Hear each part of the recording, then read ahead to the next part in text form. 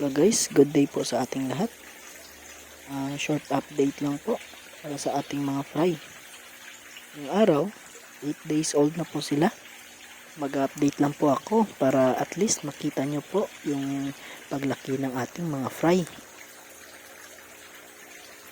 Kung makikita nyo po, medyo madumi po yung ating tank. So, gagawin ko po is lilinisan ko muna ito.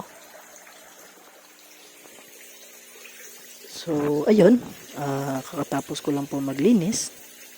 Kung makikita nyo, wala nang natirang mga dumi sa ating tank.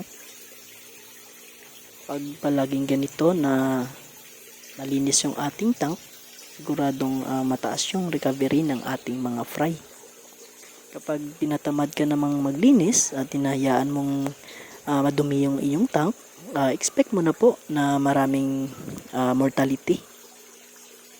Kaya hanggat maaari, panatiliin po nating malinis ang ating tank. Kung makikita nyo po, mataas naman po ang survival rate ng ating mga fry. So, ayun.